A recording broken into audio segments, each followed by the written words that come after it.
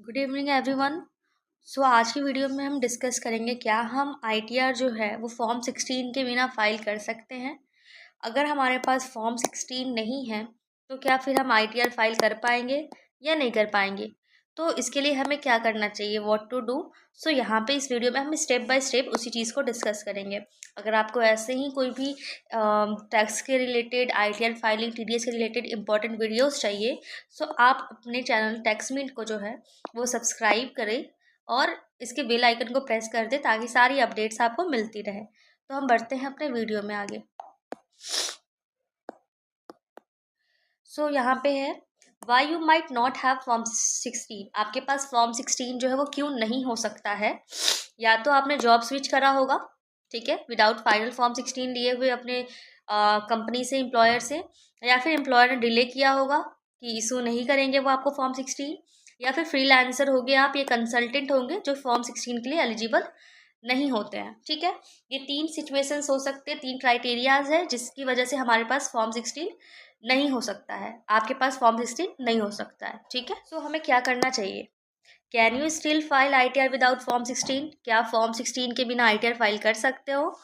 जी हाँ, बिल्कुल। यहाँ पे आपके लिए ग्रीन सिग्नल है कि आप आईटीआर फाइल कर सकते हो ऑल्टरनेटिव डॉक्यूमेंट्स के साथ।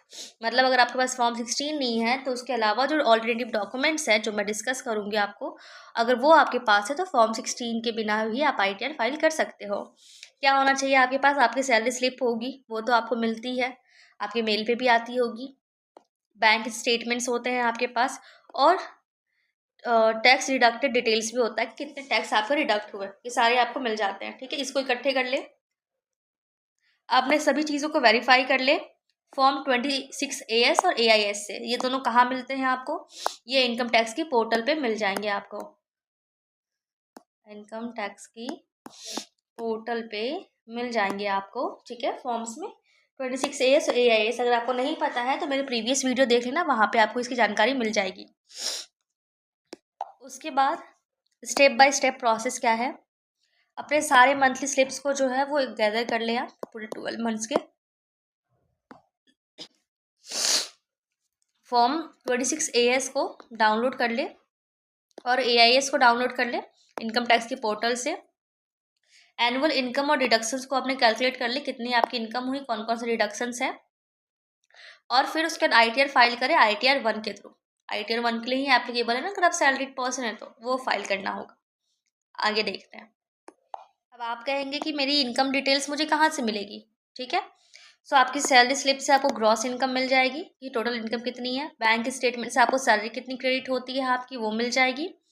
तो ये आपकी हो जाएगी नेट इनकम। जो सैलरी क्रेडिट होती है ना, वो हमेशा टीडीएस वगैरह जो है वो डिडक्ट करने के बाद ही क्रेडिट करती है गवर्नमेंट, आपकी कंपनी। उसके बाद फॉर्म 26AS आपको जो टीडीएस आपका डिडक्ट हुआ है वो आपको बता देगी, और AIS एनुअल स्टेटमेंट जो आपको है वो इंटरेस्ट इनकम कितनी है, डिविडेंड कितनी है आपकी, वो पता कर लेंगे आप उससे। तो ये चार चीज़ जो है वो बहुत इंपॉर्टेंट है, ठीक है। तो ये सभी आप इकट्ठा कर लें, फिर क्या करना है बताती हूँ मैं। अब देखो यहाँ पे इनकम एस्टिमेशन विदाउट फॉर्म 16। अब यहाँ पे जो है सैलरी है, ये मैं यहाँ थोड़ा स्लो ये दिखा देती हूँ आपको, जो मैंने करके, ये आपका जो है वो टीडीएस डिडक्ट हुआ है। जस्ट अ सेकेंड, ये आपकी सैलरी, ये आपका टीडीएस डिडक्ट हुआ है, ठीक है। 6 लाख की सैलरी है, टीडीएस आपका यहाँ पर डिडक्ट हुआ है, और यहाँ पे बैंक इंटरेस्ट है आपकी, तो जो आपको मिल जाएगा। ये एक चार्ट बताया है मैंने, एक ओवरऑल है, जस्ट आपको समझने के लिए एग्जाम्पल है ये।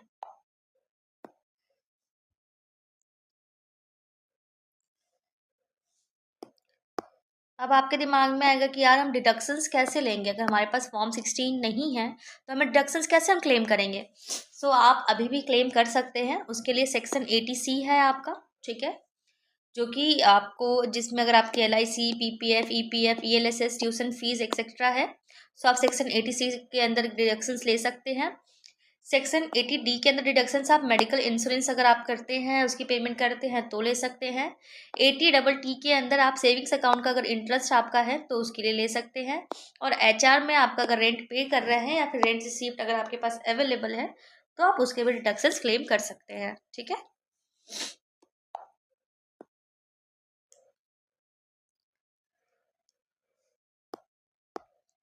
मिस्टेक्स जो आपको अवॉइड करनी है, जो मतलब आपको करनी ही नहीं है, इनकम डिटेल्स की मिसमैचिंग बिल्कुल मत करना। आप 2 से 3 बार क्रॉस वेरीफाई कर लेना, कैलकुलेट कर लेना ग्रॉस इनकम, नेट इनकम अपने, ताकि आप जब उसको फील करने जाओ तो दिक्कत ना आए। ठीक है, अगर आप खुद से फाइल कर रहे हो तो इंटरेस्ट इनकम को कभी भी स्किप मत करना डिस्क्लोजर के लिए, कि अगर आपकी इंटरेस्ट इनकम बैंक से अगर 10,000 की हो रही है, आपने सोचा कोई ज़रूरी नहीं है मैं इसको इंटर ना करूँ, तो ये दिक्कत हो जाएगी आपको। मत करना स्किप, इंटर करना डिटेल्स को, फाइल करना। फिर उसके बाद क्रॉस चेकिंग जो है AIS 26 AS का फाइलिंग के पहले कर लेना, ठीक है। और रॉन्ग ITR फॉर्म जो है वो फाइल मत करना। ये चीज़ें आपको ध्यान रखनी है। इससे क्या मतलब है, मतलब अगर आप सैलरीड पर्सन है तो ITR 1 ही फाइल करना, ठीक है। हमारा यही है, इस पूरे वीडियो में मैंने आपको बताया कि फॉर्म 16 आपको कैसे, अगर नहीं है तो कैसे ITR फाइल कर सकते हैं। फॉर्म 16 जो है हेल्पफुल है, लेकिन इतनी ज़रूरी नहीं है, इसेंशियल नहीं है। You can still file accurately, अपना फाइल कर सकते हैं आप राइट डॉक्यूमेंट्स के थ्रू।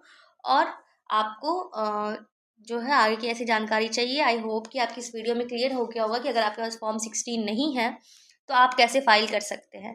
इसके अलावा कोई और जानकारी चाहिए आपको तो सब्सक्राइब करें टैक्समिन चैनल को, step by step ITR guides के लिए। थैंक यू सो मच इस चैनल पर बने रहने के लिए। मिलते हैं नेक्स्ट वीडियो में, तब तक के लिए ख्याल रखो, टाटा बाय बाय।